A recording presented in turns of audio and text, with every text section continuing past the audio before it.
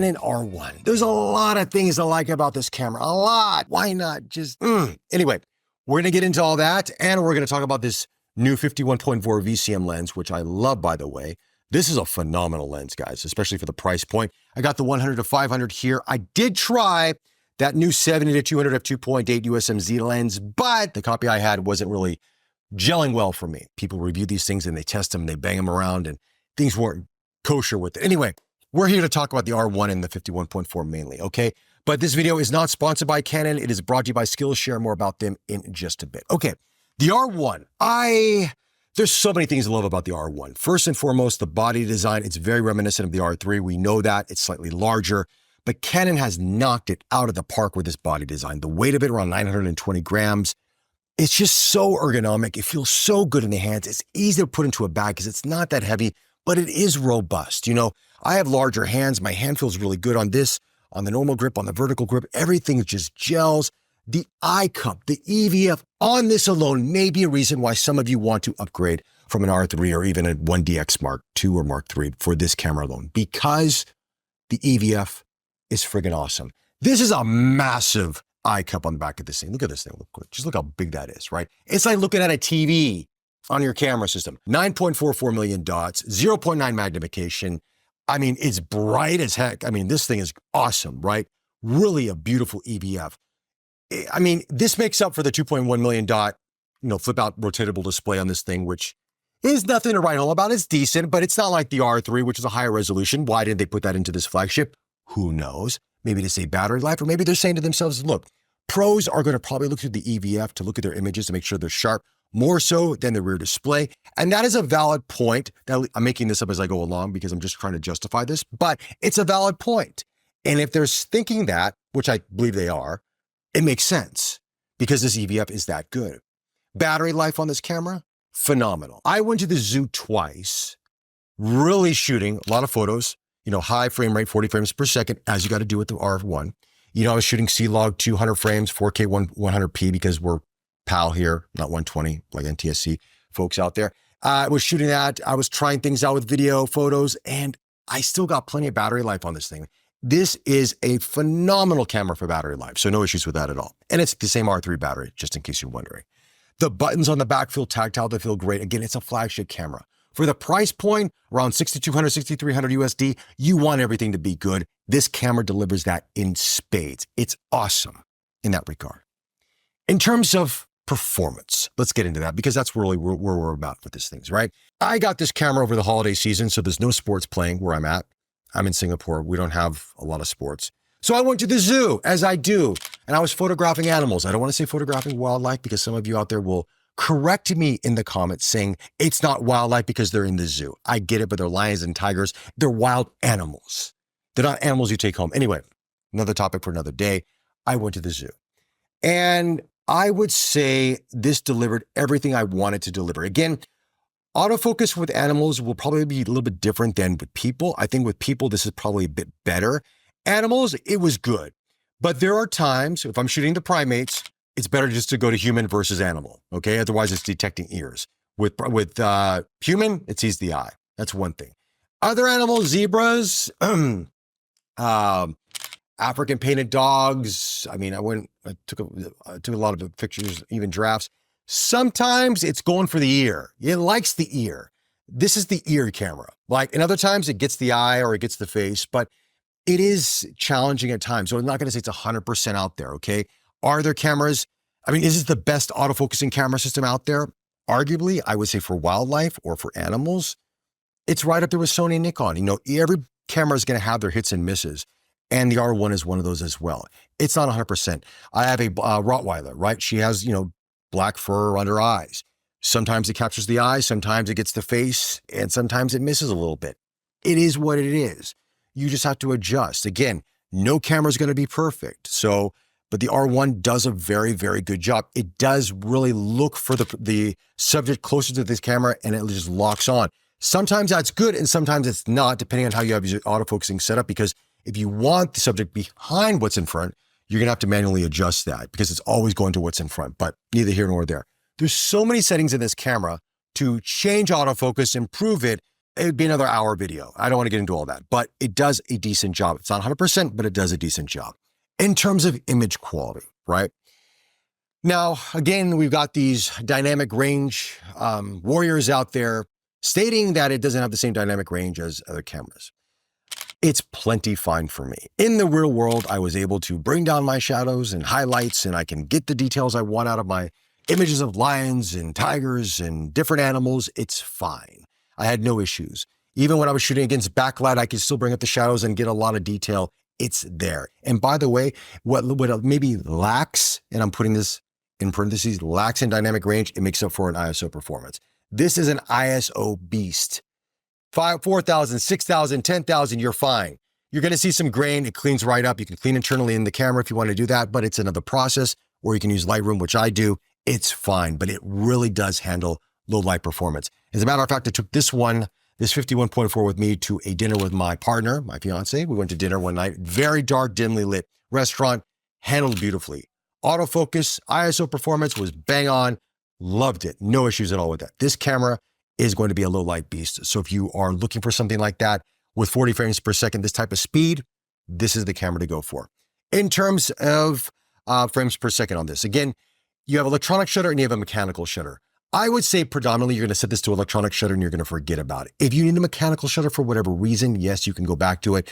I stayed on electronic shutter about 90% of the time because it's so good. The readout is so fast on this camera that there's no banding, no warping, no distortion. It is just tack sharp no matter what's happening, especially with your subjects moving around. Now at the zoo, they don't move around that much, but I mean, it's great. I mean, when I did have some situations that were like that, it just locked on, tack sharp, very, very happy with it. Okay, so that's kind of the gist of the R1 in a nutshell. The video performance on this is good, but I feel the autofocus is not as good as it is with photography. Case in point, there was a couple times I was taking video because I was going back and forth with photo and video, and it would take a while to rack to focus. And I'm like, what happened here? Did the hamster go to sleep in the camera? What's going on here?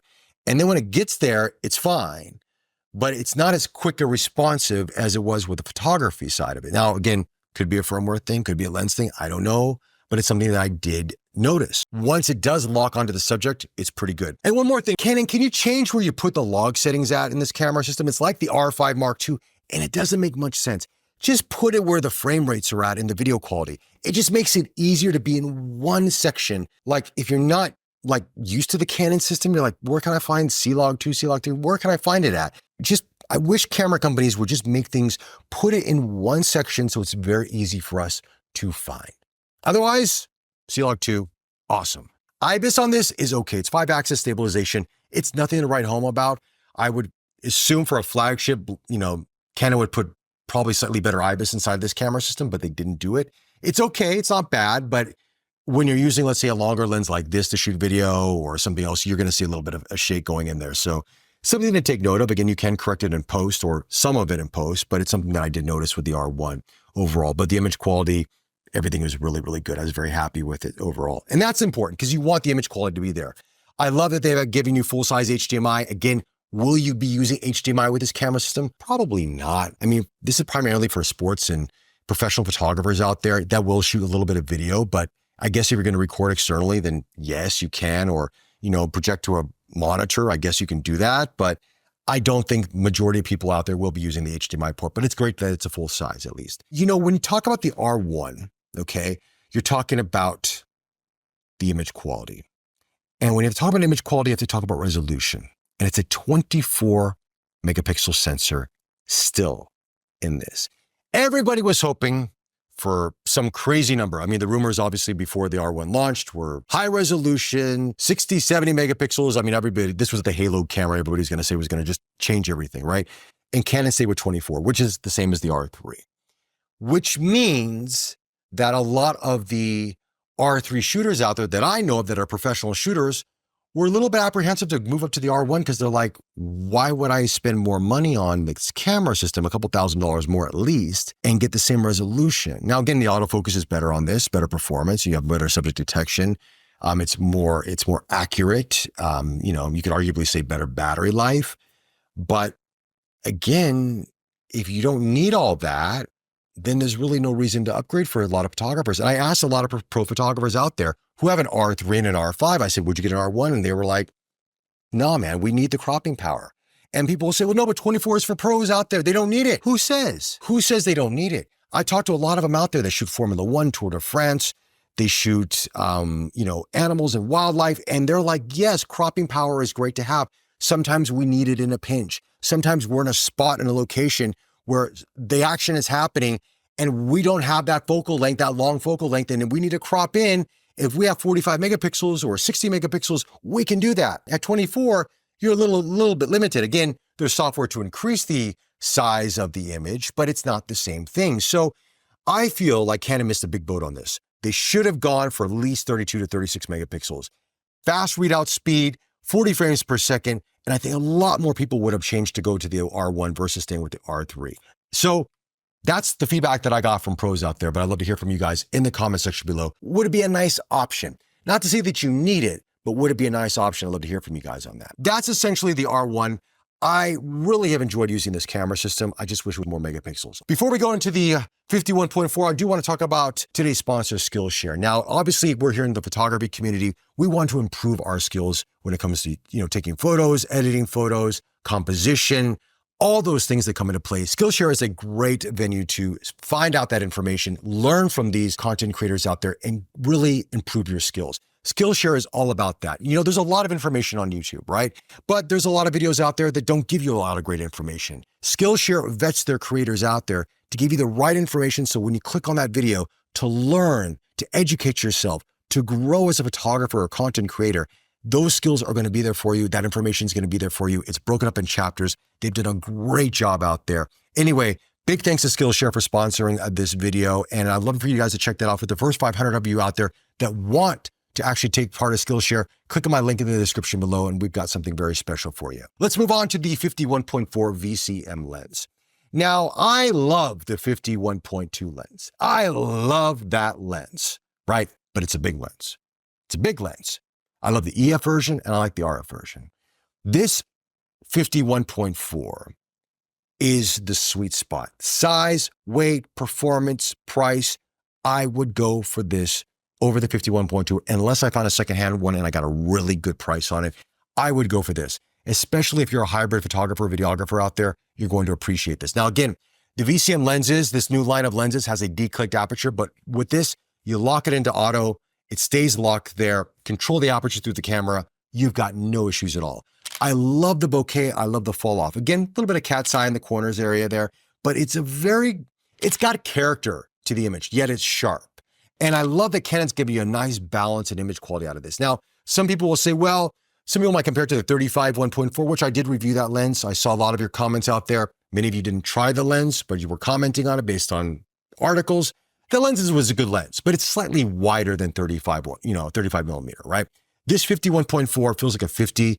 It performs great. The weight is 580 grams, 0.4 for your close focusing on this.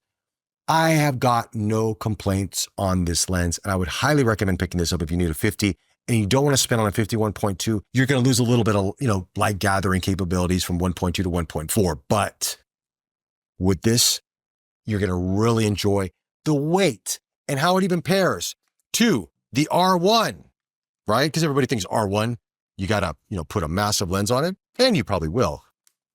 This is a go-to, guys. You can walk around.